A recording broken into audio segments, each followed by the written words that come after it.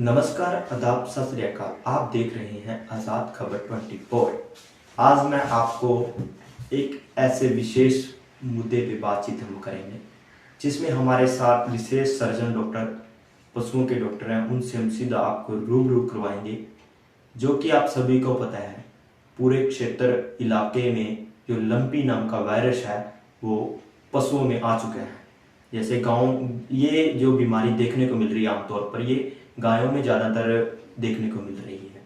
इस बीमारी को लेकर के जो पशुपालक है वो ज़्यादा ही परेशान है, क्योंकि एक गाय में अगर वायरस आ गया तो उनको डर लगता है कि आखिर मेरी जो दूसरी बची हुई है स्वस्थ है उनको ना ये वायरस हो जाए। इन्हीं मुद्दों को लेकर के हम आज हवेली गांव में पहुंचेंगे।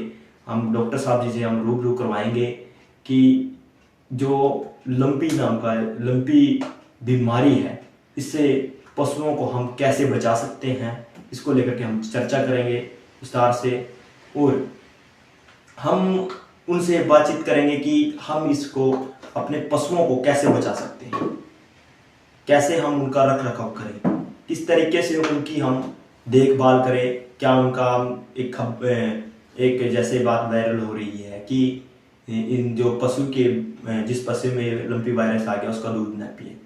ये भी हम सवाल के जो तमाम सवाल हैं उनसे हम डिस्कस करेंगे। सीधा आप देखते रहें आज़ाद खबर 24। इस वीडियो को ज़्यादा से ज़्यादा शेयर करें, लाइक करें, कमेंट करें। ग्राउंड रिपोर्ट जीरो चैनल पर आपका स्वागत है जी। डॉक्टर साहब जी, मैं रणवीर सिंह VLDA पशु चिकित्सालय सढौरा। जी आज हम अपनी समस्त टीम के साथ, जिसमें doctor veterinary surgeon doctor Kuldeep ji, Lalit Arya ji VLDA Lalit Arya ji, वह हमारी सारी समस्त टीम है, गांव हवेली में आए हुए हैं। आप सभी भाइयों को पता है कि आजकल बहुत ज़्यादा लंपी स्किन डिजीज़ फैली हुई है, जिससे लोग बहुत घबराए हुए हैं, परेशान हैं। इसलिए हम सभी अपनी टीम को लेकर इस गांव में आए हुए हैं ताकि लोग भ्रमित ना हों और घबराएं मत। और हमारे जो सर्जन साहब हैं वो साथ में मेडिकल सुविधा भी लेके आए हैं जो फ्री ऑफ कॉस्ट है। और इसकी जो हमारे पास वैक्सीन आई हुई है उसको भी हम घर द्वार निःशुल्क टीकाकरण करने के लिए टीम हमने सर्जन साहब ने गठित कर दी गई है। वह घर घर जाके लोगों की समस्या को पूछेगी। वह जो पशु हमारे सुरक्षित हैं उनको है वैक्सीन लगाई जाएगी फ्री ऑफ कॉस्ट, इसका कोई भी चार्जेस नहीं है।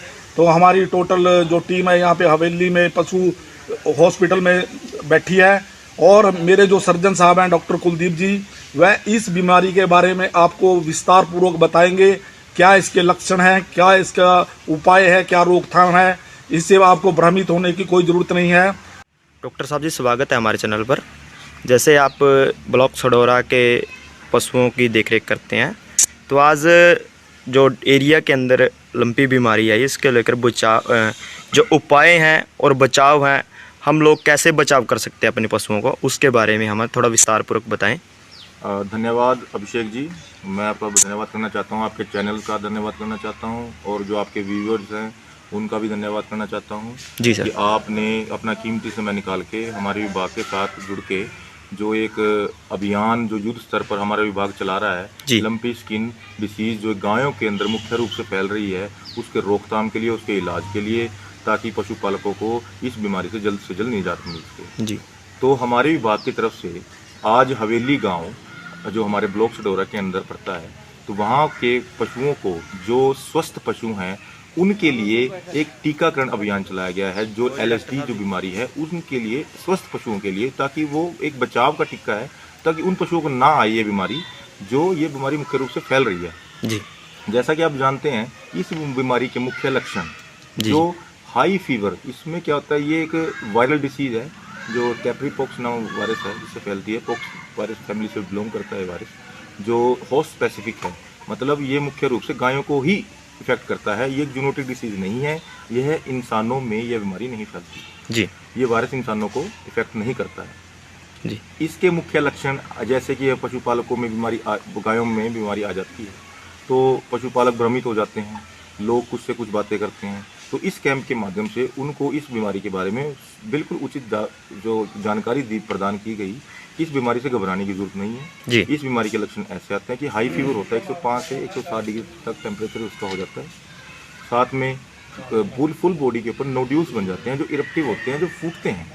साथ में नेक रीजन पे होल बॉडी के ऊपर नोड्यूल्स होते हैं, अपना लैक्रिमेशन होता है, आंखों से पानी आना, हाइपर सैलिवेशन होता है, मुंह से पानी आना, नाक से पानी आना, पैरों में सूजन हो जाती है जी। तो ये जैसे मैं बताना चाहता था कि ट्रीटमेंट के बारे में बात करते हैं लोग, इस बारे में हमसे बार बार पूछते हैं, तो आपके चैनल के माध्यम से बताना चाहते हैं कि वायरल डिसीज़ है, वायरल डिसीज़ का कोई स्पेसिफिक ट्रीटमेंट नहीं होता जी। हम इसके लिए सिम्टोमेटिक ट्रीटमेंट देते हैं जी जी। जैसे कि जो लक्षण आ रहे हैं उसके लिए हम इसके लिए ट्रीटमेंट, जैसे हाई फीवर आता है, पेन होता है, स्वेलिंग आ रही है, उनके लिए हम इसको दवाई प्रोवाइड कराते हैं। बिल्कुल ठीक है जी। कुछ एंटीबायोटिक्स का यूज़ इसलिए किया जाता है ताकि इसको कोई सेकेंडरी इन्फेक्शन ना हो जाए जी। ठीक है जी। एंटी फंगल के भी हम देते हैं इनको ताकि फंगल इन्फेक्शन ना हो जाए जी जी। तो इस प्रकार से रख रखाव करने से 5 से 7 दिन के अंदर पशु को बुखार रहता है, उसके बाद पशु रिकवर करने लग जाता जी। है। और देखभाल इसमें थोड़ी सी ज़्यादा जरूर होती है क्योंकि ये एक टिक बोर्न डिसीज़ है, मतलब ये हवा पानी से डायरेक्ट कॉन्टैक्ट के साथ साथ ये मच्छर मक्खी, ये जो इस मौसम के अंदर जो एक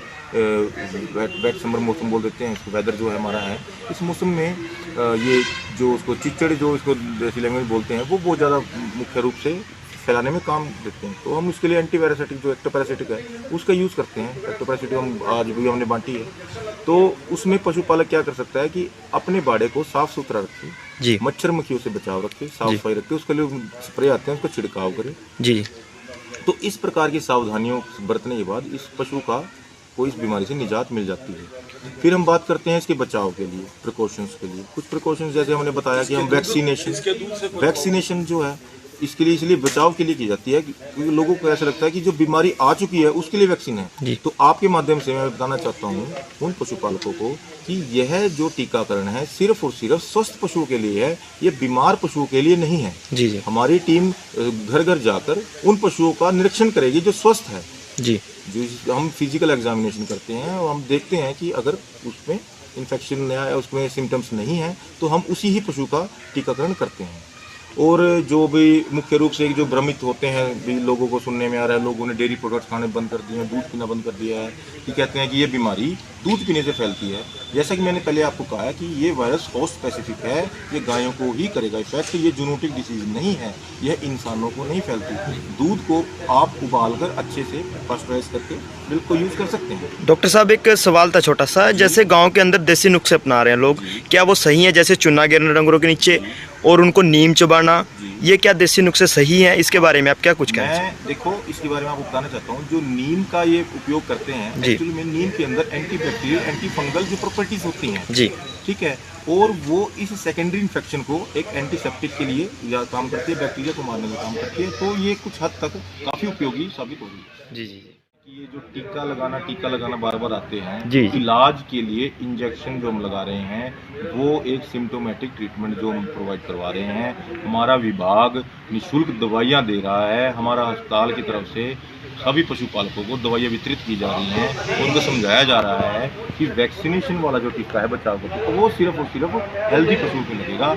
हाँ, और एक और आपके चैनल के माध्यम से जैसे कई पशुपालकों ने प्राइवेट जो वैक्सीन जो लगवा चुके हैं वह इस वैक्सीन को दोबारा ना लगवाएं, क्योंकि हर एक वैक्सीन का कुछ टाइम पीरियड होता है, इम्यूनिटी जो बॉडी में रहती है, तो हम उसके लिए बूस्टर डोज लगवाते हैं। तो अभी जिन पशुपालकों ने प्राइवेट अपने आप खुद से अगर किसी पशु अपने हेल्दी एनिमल्स को वैक्सीनेट करवा चुके हैं तो वह इस वैक्सीन ना लगवाएं। अगर किसी पशु की मौत हो जाए तो उसको क्या, किस तरीके से इसके लिए क्या कुछ? धन्यवाद इस सवाल पूछने के लिए कि इसके लिए अगर किसी पशु की ऐसे डेथ हो जाती है, वैसे इसका डेथ रेट बहुत कम है, मोर्टेलिटी रेट इसका 2 या 3% है, लेकिन फिर भी अगर कोई पशु पहले से ही किसी बीमारी से ग्रसित है, उसको बीमारी आ जाती है, उसकी डेथ हो जाती है, तो 10 से 12 फीट गड्ढा खोद के उसमें दबाया जाए, उसको ऐसे ना छोड़ा जाए, क्योंकि ये बीमारी को और फैलाएगा और इससे और पशु में दिक्कत आएगी। जी। बीमारी में मैं ये बात और जोड़ना चाहता हूँ कि नगर निगम इस मामले में हेल्प करेगा। तो हमारे अपना आदरणीय डीसी साहब की तरफ से भी ऑर्डर आया है कि वहाँ पे जेसीबी मशीन प्रोवाइड कराई जाएगी, 8 से 10 गड्ढे पहले खोदे जाएंगे ताकि ये जो करना होता है, ड्रिल करना होता है, उसमें दिक्कत ना आए। जी। बहुत बहुत धन्यवाद डॉक्टर साहब जानकारी देने के लिए। Thank you so much.